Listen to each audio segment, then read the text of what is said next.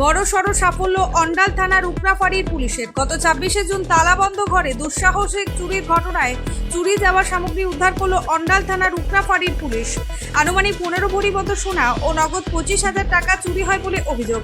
খনি অঞ্চলে দিন প্রতিদিন বেড়েই চলেছে চুরির ঘটনার কিনারা করতে ব্যর্থ খনি অঞ্চলের পুলিশ প্রশাসন। বুধবার রাতে পশ্চিম বর্ধমান জেলার অন্ডাল থানার অন্তর্গত উকরা শনি মন্দিরের পেছনে তালাবদ্ধ ঘরে দুঃসাহসিক চুরির ঘটনায় ছড়িয়েছিল এলাকায় চাঞ্চল্য।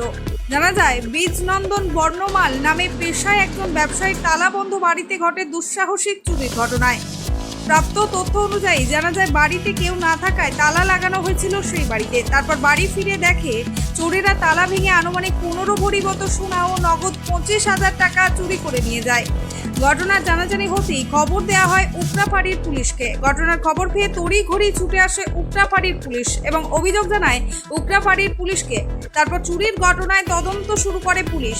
৪ঠা জুলাই চুরির ঘটনায় জড়িত থাকা দুই দুষ্কৃতীকে চুরির অভিযোগে গ্রেপ্তার করে পুলিশ।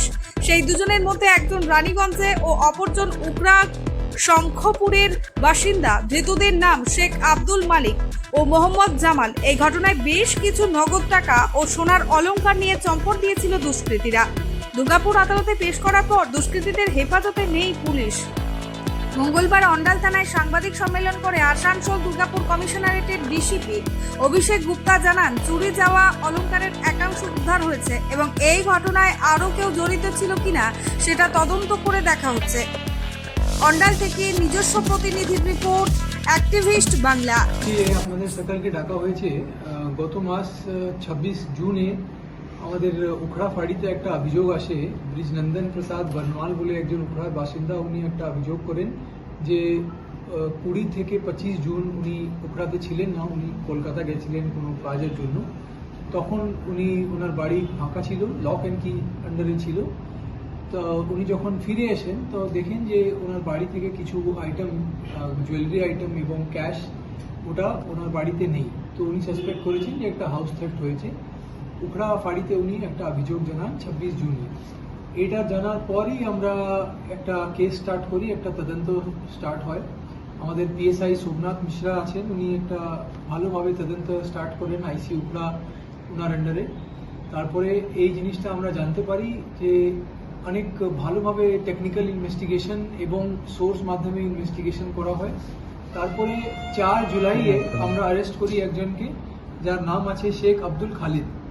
আর তারপরে ওনার একটা পার্টনার এমডি জামাল, ওনাকেও অ্যারেস্ট করা হয়।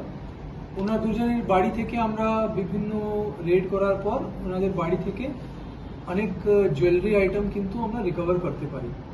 এখন ওনারা পুলিশ কাস্টাডিতে আছেন আর ফার্দার আমরা ইনভেস্টিগেশন চালু রাখছি। আমরা চেষ্টা করছি আরও কমপ্লিট রিকভারি করার যতটা সম্ভব হবে, আর তারপরে সেরকম ইনভেস্টিগেশন প্রসিড করছি। একজনের বাড়ি আছে উকড়া শঙ্করপুরে আর একজনের বাড়ি আছে রানীগঞ্জে। ওটা আমরা এখন জানতে ইন্টারোগেশন করছি। এখন অবধি এটাই জানতে পেরেছি যে এই দুজনই রেকি করেছিল, ভালোভাবে দেখেছিল যে কোন বাড়ি ফাঁকা আছে, লক অ্যান্ড কি আছে, অনেকদিন ধরে হচ্ছে না।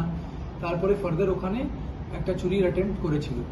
তো এরা চুরি করার আগে কিন্তু অনেক এরকম ঘুরে নেয়, পুরো এরিয়াটা ঘুরে দেখে যে কোন বাড়িতে ২-৩ দিন কন্টিনিউয়াসলি তালা দেওয়া আছে, তখনই ওই বাড়িটা डे नाइट रेकी करे तारपरे हिट करे। एरकम আমরা একটা मोडस ऑपरेंडी पेয়েছি। पहले भी लोग के नाम पे कोई मामला है? पहले है इस तरह का मामला, और बाकी क्या क्या है पहले उसका डिटेल्स हम निकाल रहे हैं। पहले क्या हैबिचुअल ऑफेंडर है ये लोग उस तरह से कि नहीं, अभी जो